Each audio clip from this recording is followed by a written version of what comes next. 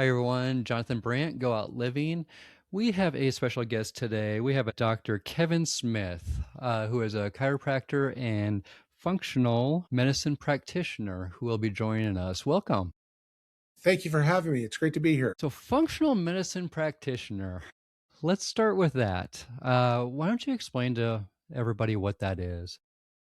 Okay, so there's two types of healthcare in this country that's available to you as a consumer. There is allopathic healthcare, which is what the medical doctors do, and there is functional medicine, which is what I do. And they're a little bit different. So I want to explain the difference. When you go to an allopathic doctor, an MD or a specialist of whatever, their primary function is to alleviate a symptom. And they're going to do that, but usually with a chemical, like a drug, and that's about it. A functional medicine practitioner, on the other hand, asks the question, why? Why do you have these problems? Like, for example, why could you have high blood pressure? Why do you have high cholesterol? Why do you have low thyroid disease or autoimmune disease? And it requires the doctor to do a little bit more digging, to be put on a bit of a detective hat and figure out what is the root cause of the problem. So you have symptom based care and you have root based care. Those are completely different types of approaches. And so it depends on what your goals are. If you're looking for somebody just to make you feel better temporarily, that's the allopathic healthcare.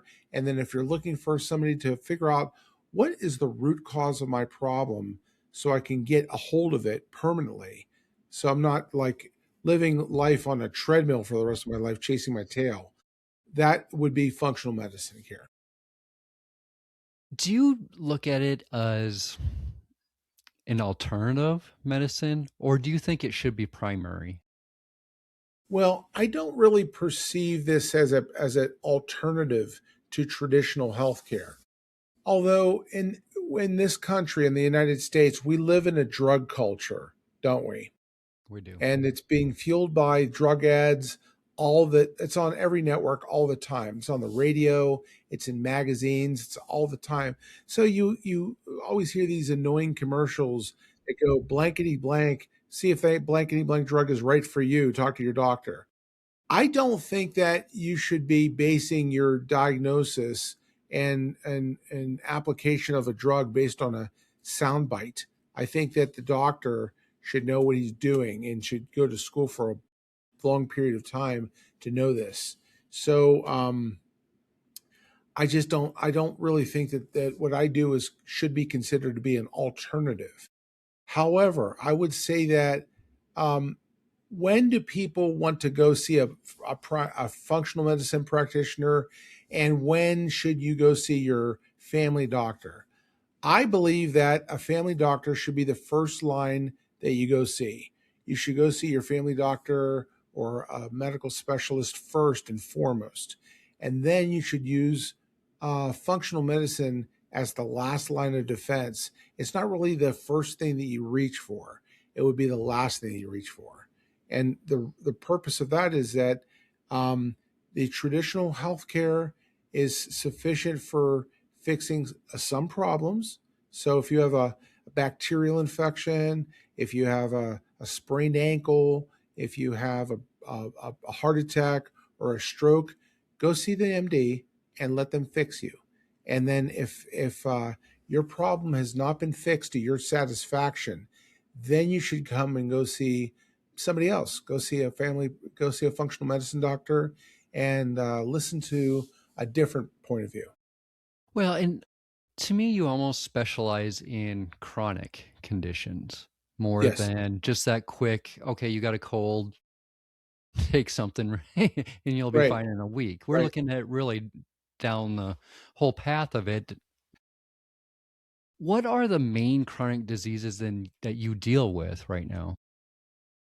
Well, the first thing I want to explain to your listeners what the difference is between chronic disease versus acute problems. Acute problems are problems that are new. These are problems that have popped up recently on the radar. or something that's interfering with your life that is never you've never had this before, and it's like I said, it's something new. Chronic means that it's been there for a long time. So things like high blood pressure, low thyroid disease, brain problems, gut problems, hiatal hernia, autoimmunity, those are chronic issues. They've been around for a long time, whether it's a couple of months to years or even decades.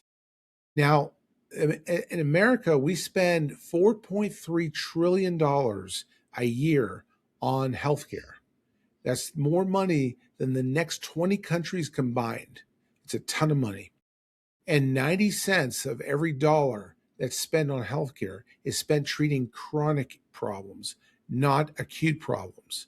So, again, these are things like high blood pressure, high cholesterol, thyroid disease, diabetes, COPD, rheumatoid arthritis, and other types of autoimmune problems. 90 cents of every dollar that's spent on our healthcare budget is spent treating chronic problems, not acute problems. So it's a big issue. There's a lot of people that have these types of problems, and for a lot of times, they need something different. They're not getting they're not getting a satisfactory outcome by just glossing over their problems with drugs. Well, and that's what I was going to say. It's a quick fix per se by just taking the drug, but it's not a long term because then you got to deal with the side effects of the drug itself. You're right. I mean, there's it's not a quick fix. It's a patch. It's putting a band-aid on a bullet hole. And so every single drug out there has the potential of having side effects. My wife is a nurse. She works at a nursing home.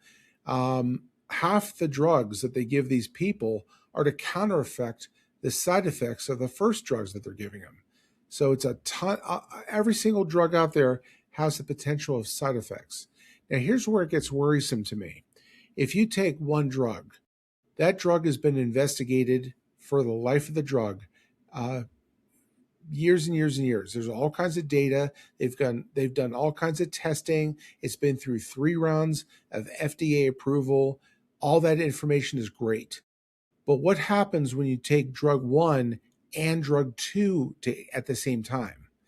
The average person that comes in my office is taking 7 different drugs for cholesterol, drugs for high blood pressure, drugs for being able to sleep better, go to the bathroom better, pay more attention, whatever. 7 different drugs. So, how much data exists if you take drug one, two, three, four, five, six, and seven all at the exact same time? The answer is none. There's no data that exists at all. So you have no research, you have no safety precautions, you have nothing. And hopefully it's not going to cause a major medical problem, but quite often it does. I mean, that's just amazing. For me, coming from cancer, I had a lot of side effects. Yeah, I bet you did. I lost 6 inches of my colon because of it. Um, and that was not where my cancer was. uh, how do you treat those that are going through chemo or radiation or, like you said, drugs for whatever condition they're dealing with? How do you coordinate that? Well, the first thing that's very important to understand is that we want to communicate with the doctors that are treating that particular condition and let them know that they are in the office, that they came with a certain problem, whether it's peripheral neuropathy or it's brain fog or it's uh, uh, bowel problems or whatever. Secondly, my goal is not to treat the disease. My goal is to treat the person. So it's a very personalized, patient centric approach to healthcare, as opposed to the medical doctors that are all about diagnosing a disease and treating a symptom with a drug, and they're all about treating the disease. I'm not about that. I'm about treating the person. I'm about getting the person more healthy, whether it's to correct blood sugar problems or chronic inflammation or gut problems, food allergies, chemical sensitivities, anemias, all kinds of things can happen to a person, especially if they have a problem like cancer. Part of the problem could be the cancer itself. Another part of the problem could be the medications that they use to treat the problem. The chemotherapy that they use is very, very similar to World War I mustard gas, the chop and the block. And it can cause a lot of problems in the body. And so my goal is to get you more healthy so that you can withstand that treatment and you can rebound much quicker. And you're doing that from not adding drugs to it. Yeah. So what I do is I'm a big believer of sticking to the fundamentals. So if you want to know what the fundamentals are for health, you have to understand what the fundamentals are for life.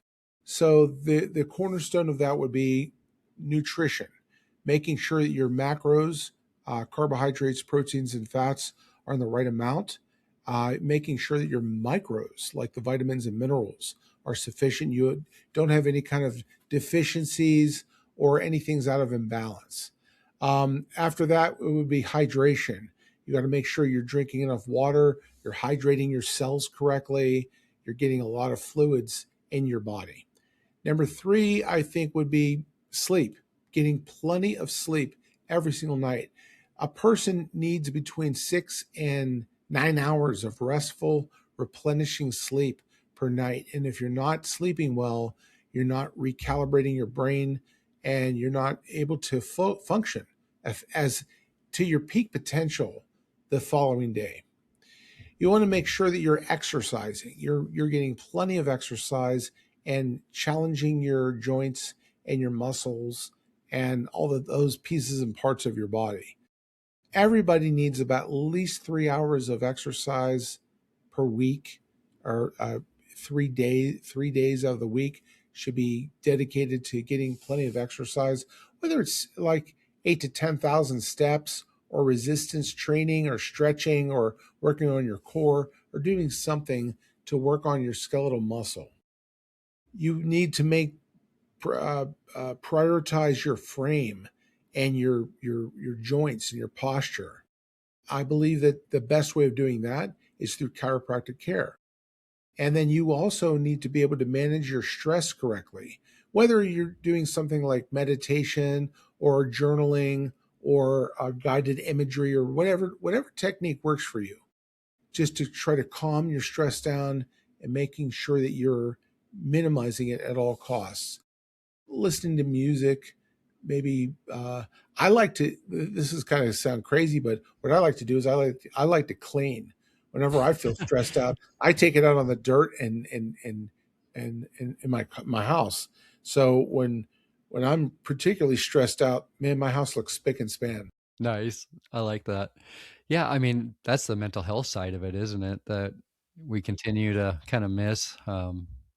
So your And body, you have three different types of stress that your body experiences. You have physical stress that can come from, say chronic pain or some kind of other disability.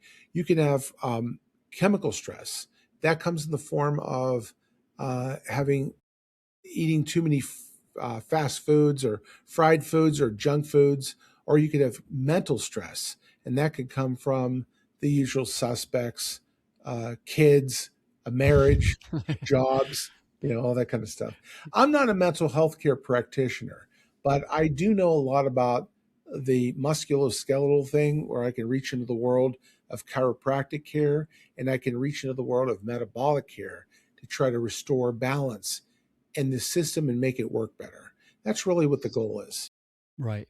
Well, and I like what you just said right there. The metabolic side, I don't think people understand either.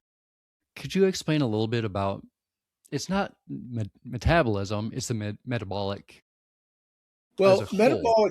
metabolic is a generic word that I use, and that could include things like blood pressure, thyroid health, your immune system, your your body's defense system to ward off bacteria, viruses, parasites, things like that. It can include digestion. It can include your body's ability to um, to accept and to tolerate chemical cleaners.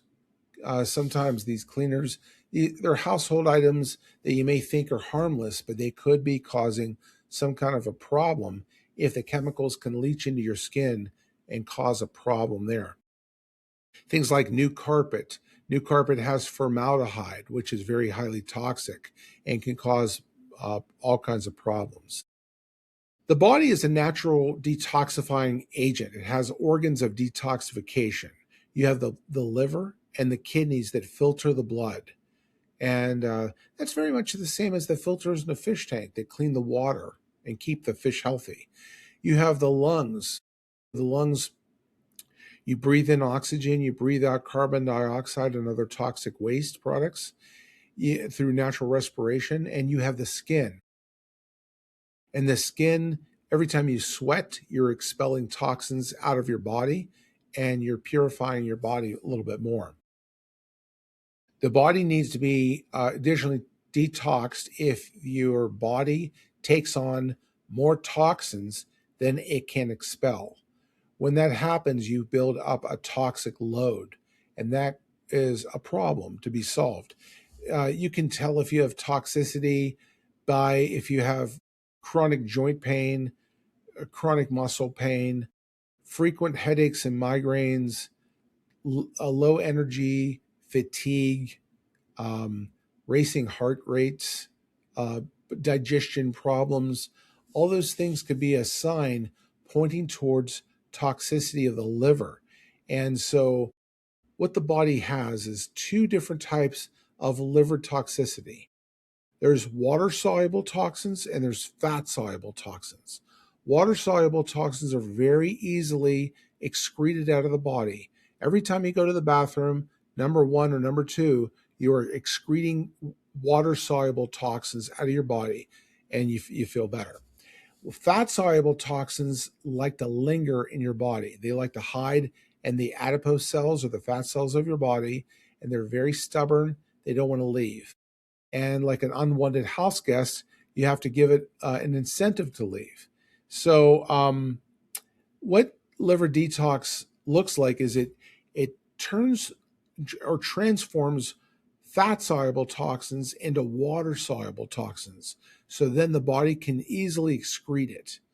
And I do a liver detox 4 times a year. Every time we have a new change of seasons, I do a liver detox. So it's like cleaning house. Imagine what your house would look like if you never cleaned it again. It would kind of look like my It daughter's doesn't my look good. daughter's room, right? Right. So, but you want to basically purify and cleanse your system through a liver detox. So that leads me, okay, the individuals you deal with, do you feel like as we I keep going back to 50 years that we've kind of been doing things wrong. And that's just because I was born 50 years ago. Um, are you finding, though, that people are having more or multiple chronic issues coming to you? I often tell a joke in my office that people reserve the right to have more than one problem. So it's true. I mean, people they can have heart disease, and they can have cancer, and they can also have arthritis, and they can also have tendonitis or some kind of a sports injury. So it's very, very common that people come to me with layer upon layer upon layer of problems. And that presents a challenge to me because I have to untie that knot and figure out where each problem could be coming from and put them on the correct path. Musculoskeletal problems can be complicated, and they can sometimes present as things other than they are. So, for example, if you have chronic back pain, your primary care doctor may prescribe for you a muscle relaxer or an anti-inflammatory like meloxicam or something like that. However, does that actually address the root cause of the problem? Does it prevent tendonitis? Does it address a herniated disc? Does it address a facet syndrome in your back? So we have to be very, very specific. There's no one size fits all to this. It's all very, very customized. What is your what is causing your problems? What is causing the misery in your life? And let's come up with a strategy to get that part corrected. Now, when it comes to metabolic things or organic problems, that has a different set of challenges. For that, what I typically do is I start off by um, gathering some information. I have the person fill out some intake forms, and I have them do some questionnaires. And then after that, I will want to get some foundational lab tests to look at how are you actually doing, what's going on underneath the hood, how are the pieces and parts moving. And then from there, then I'll get very specific about individual tests, whether or not I have to do a food allergy test or look at the ecology of your gut or look at how you're making energy in your body. So it all depends on your problems, and it depends on the results that I get from the preliminary foundational testing. What do you feel is the main reason we're having such, well, having the multiple issues? Why are we, to me, it seems like we're, no matter who you talk to, everybody you know or family or whatever, everybody has a chronic problem right now. What is, So how did we get here? I think that the reason that we got here is because we're not spending enough time and not paying enough attention to the basic building blocks that we talked about earlier about keeping yourselves fit and healthy. Proper nutrition, proper hydration, plenty of sleep, exercise, chiropractic care, stress management, all that stuff. Imagine what your life would be like and how it would be different if you actually took care of yourself, and how much as a people we would decrease our need for pharmaceutical drugs if we stopped eating at McDonald's 6 days a week and then biggie sized our Lipitor. So what happens is that, by the way, that was a joke. Right. What happens is that people will eat whatever they want. They'll drink whatever they want. They won't move. They won't exercise. They won't challenge their body. And then they rely on pharmaceuticals to clean up the mess afterwards.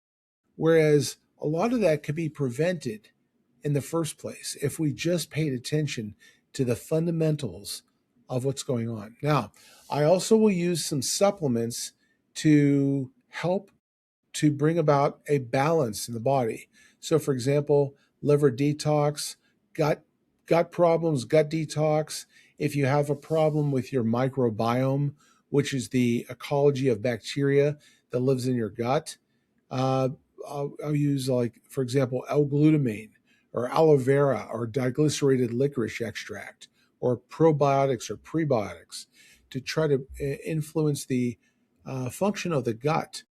If the gut is a problem, and that can be very easily determined through a lab test that we do called a GI map. So this is a stool test. You give a sample about the size of a Hershey's Kiss. We send it to the lab, and then they tell us, how's your bacteria doing? Do you have plenty of good bacteria?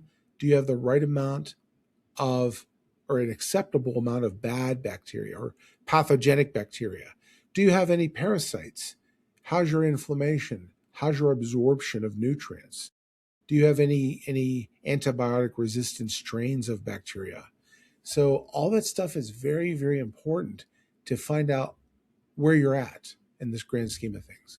You know, it's funny you brought up the testing. I can't even tell you how many blood tests I've taken, over the last 3, 4 years. Not once did they say, hey, you have this problem, you should take this supplement. Not one time. And I can look back and go, okay, yeah, this was a little elevated but for somebody that really doesn't know, I didn't catch anything and they weren't telling me anything. It took me, I did a home blood test and boom, all of a sudden there's an answer. Why are we missing that part of it? That's kind of a difficult question to answer, but I'll do my best. Medical doctors are not mean or evil people. They're just simply doing what they were taught during the residency. If it was taught to them during the residency, it becomes part of what they do in professional life. So medical doctors don't have any training in clinical nutrition. They have training in pharmaceuticals. So it's natural for a medical doctor to prescribe medicines. Unfortunately, that's not sufficient for some problems. Some problems require us to look a little bit deeper than a glossy overview of what's going on. So, if you suffer with, say, headaches, does the medical doctor do a sufficient amount of testing to figure out why you have headaches? No. He's more interested in saying, here, take this Imitrex, take this Tylenol, take this ibuprofen, and then come back and see me in 6 months. And that's what you're going to get. The other part of that problem, it runs a little bit deeper, is due to the insurance industry. So when you walk into a medical doctor's office, by the time you walked into his office, your treatment plan has been predetermined for you, usually by the insurance company, and more exactly, an actuary that works for the insurance industry who has never met you, has never looked at your chart, has never looked at your labs, has never looked at your x-rays, done a physical exam or anything. But that's the one that's going to be determining what you are going to get. The medical doctor knows exactly what the insurance companies will pay for. And that is one of the reasons why you get very minimal amount of care. Not what you need, but what makes the most economic sense to the insurance company. I want your listeners to understand this. The insurance companies don't give a damn about you. All they care about is staying loyal to their shareholders. That's it. So they would do just enough not to get sued and nothing more. They're Don't not you going to go think out of their way to help you. don't you think that actually backfires in the long run for them? That It people can, but usually come back because they didn't solve the actual issue? yeah, yeah, I do. I mean, that's what I keep finding. Like I said, I end Here's up having it's weird. Like they will beat me up when I bill for a $40 adjustment, but they will happily pay for a $65,000 spine surgery. It's weird. I think that a lot of it has to do with politics and lobbying and money. It's a very, very complicated topic involving a lot of pieces and parts. How do we get to where we are right now? But I do know, having been doing this for about 25 years, that what's going on right now is not sufficient to work out in the long run. Do you think we're figuring it out though, as far as us normal people? Because like I said, everybody knows somebody that has something at this point and not really happy with the care they're getting. Well, I think that people are becoming more educated. People are listening to podcasts like yours. They're reading books. They're watching YouTube videos. They're learning more about what is required for basic health, and why is this guy not doing this for me? And that's when they want to reach out to functional medicine to correct imbalances. I would say that the only industry that I hold in higher contempt than the pharmaceutical industry is the food industry, because I think that the food industry is actually trying to kill us. And they've been doing They, it for a they long time. yeah, because it's all about economics. It's all about profiteering. I'll give you an example. Let's say, for example, you owned Entenmann's Bakery and you need to buy uh, shortening or stuff that they use like oils and stuff like that. But the problem is that you don't want it to go rancid. before you use it. You want to use this stuff as you pay for it. So what do? You go and buy trans fats because trans fats have a longer shelf life. It doesn't matter that they're not good for you. It doesn't matter that they're pro-inflammatory. All you care about is the bottom line, being profitable. And so right now we as a people are having a national discussion about seed oils and about how bad that they are. And for years and years we were sold lies and misinformation, and we were told that if you get saturated fats, that's bad for you, and if you get unsaturated fats, that's good for you, right? That's what we were told. Yep. That's not necessarily true. So if you can have mono unsaturated fats, which could be very good for you, like fish oils or avocado oil or olive oil or uh, walnuts, salmon, things like that. And then you could have polyunsaturated fats, which are liquid at room temperature, but they're very, very inflammatory. Things like corn oil, Wesson, canola oil, all these things were billed as very, very good for you, but they're not. Consequently, the saturated fats, which are solid at room temperature, they could be very healthy for you or they could be very unhealthy. A healthy example would be things like uh, coconut oil, and unhealthy would be things like margarine and Crisco and other types of trans fats that are pro inflammatory. So you have to look a little bit deeper than just a quick 20-second soundbite to find out what is the truth of the matter. Yeah, you got to look at the ingredients, don't you?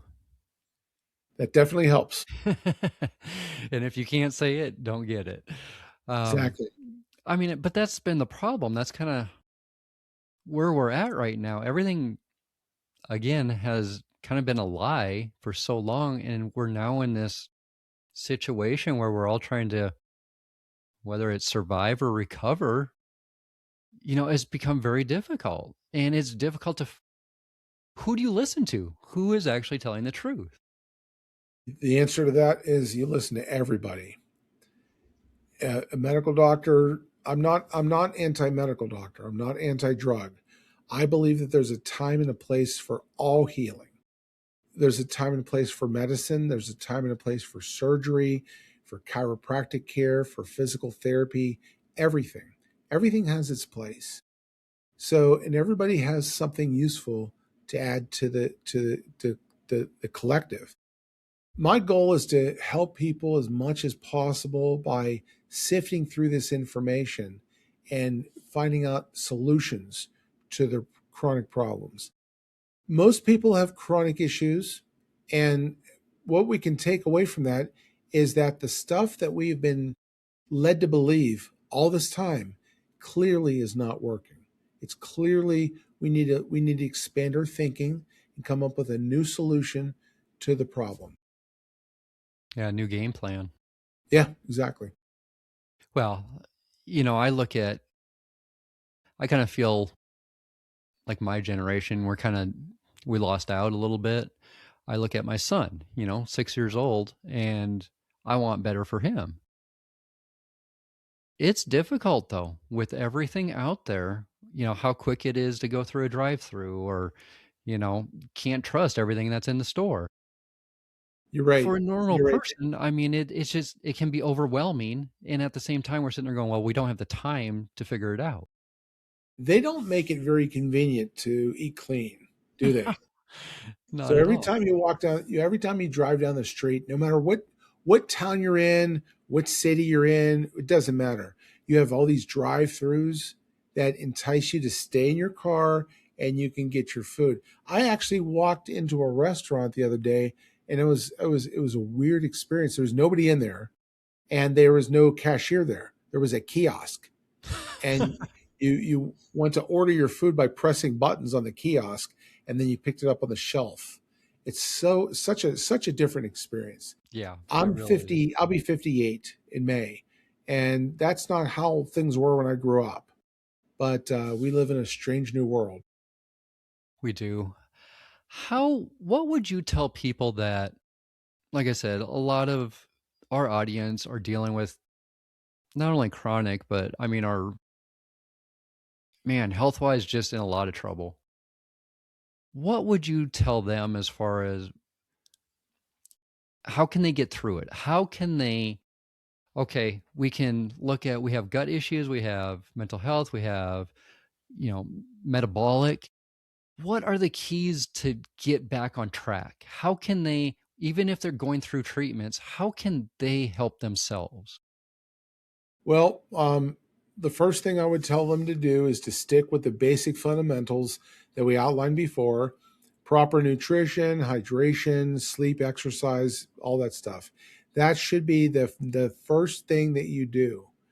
Anytime you have a problem, no matter what it is, whether it's with your teeth, your lawnmower, your spine, your house, whatever, you always want to start off with the most non invasive, gentle approach first and try that. Give it a chance to work. If it doesn't work, then at that point, then you want to move to the next level of invasiveness and try that. And then give that a chance to work. And if it does, you're done. Happy day. If it doesn't work, then go on to the next phase of invasiveness and go up the ladder that way. Um, Surgery is always the most invasive thing you could ever do in your entire life. It should only be considered as a last ditch resort, never as the first option. But that's not how people think. They think that if chiropractic care is gentler than surgery, surgery must be better. I might as well just go to that. But that's the wrong way of looking at things. That should be the last thing that you ever want to do, whether it's a knee replacement or a spine surgery or something. So the first thing you should do would be something very simple like nutrition or chiropractic or physical therapy or massage therapy or exercise. If that doesn't fix the problem, then go to the over the counter medications and Supplements.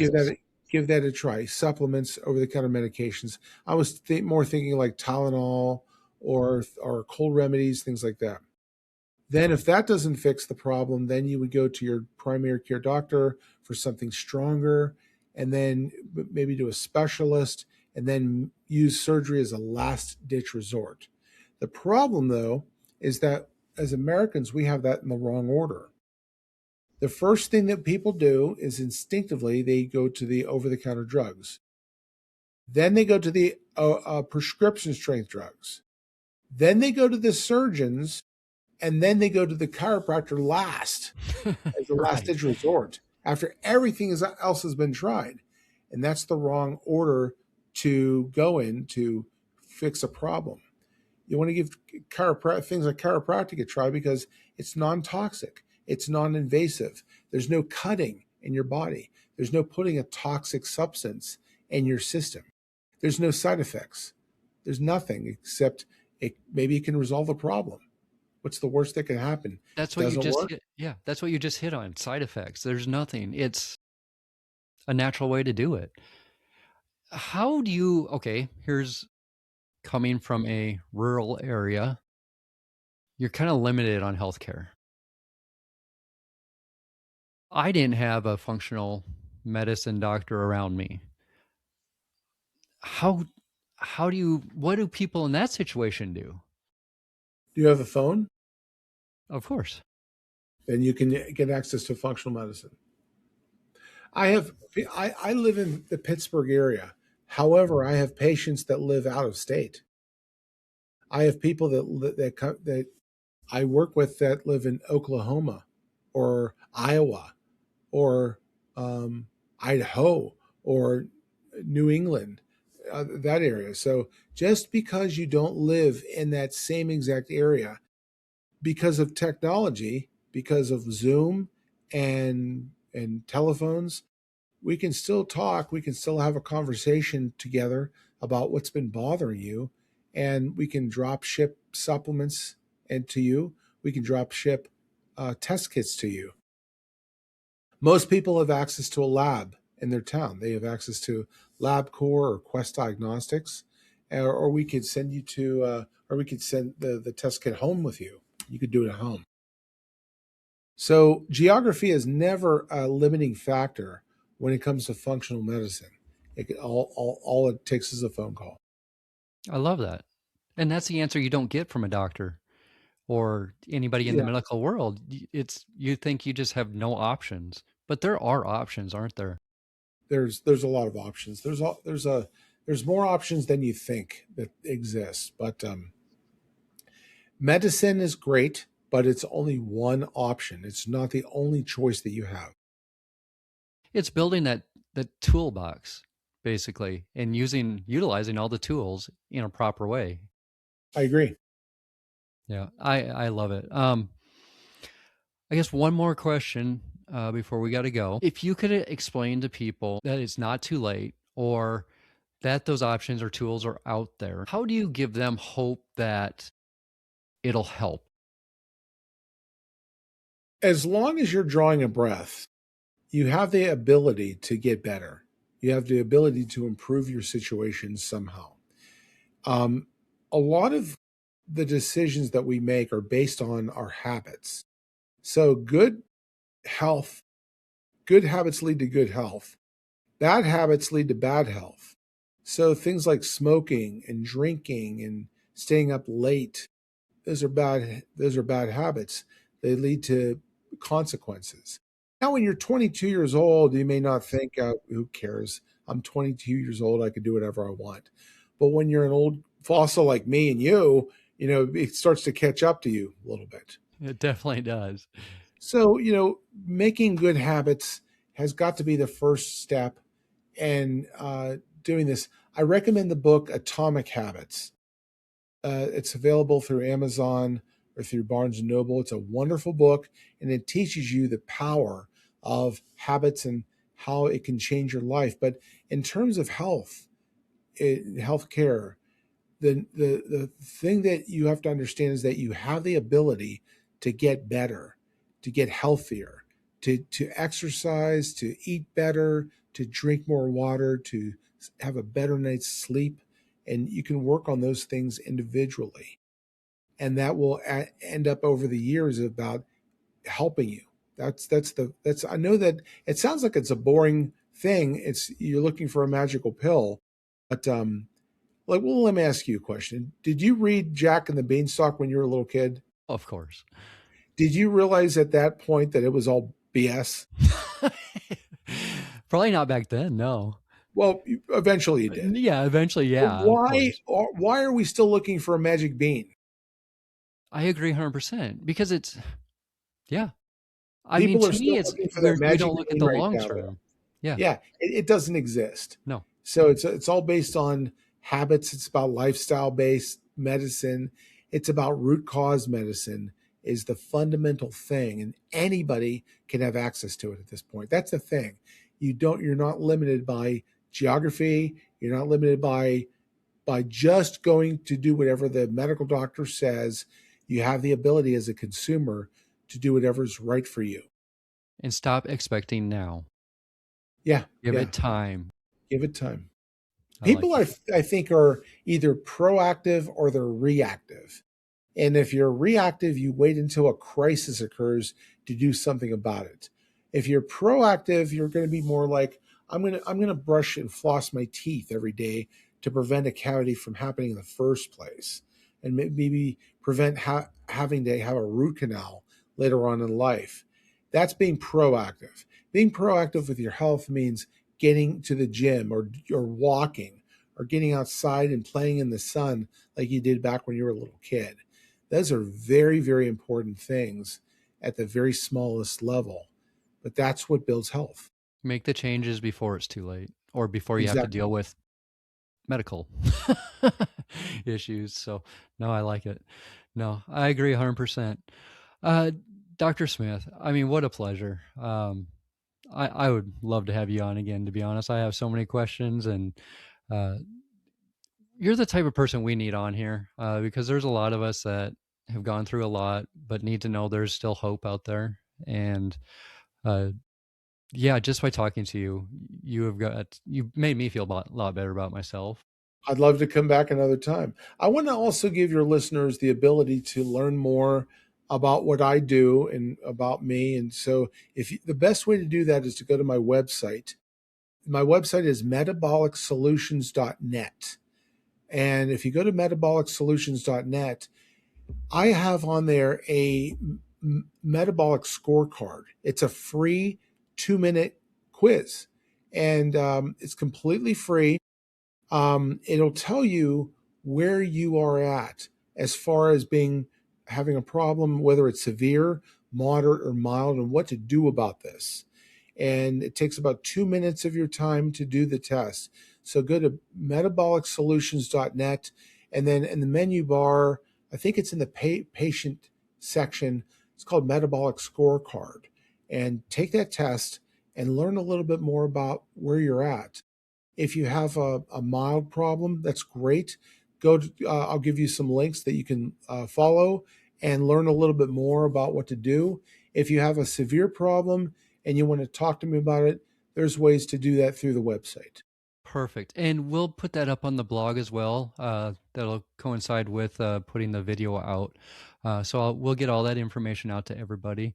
Yeah, that's great. I really appreciate it, Dr. Smith. Well, thank you for having me. Of course. All right, everybody. Remember, find the attitude, keep the attitude, go out living. Bye now.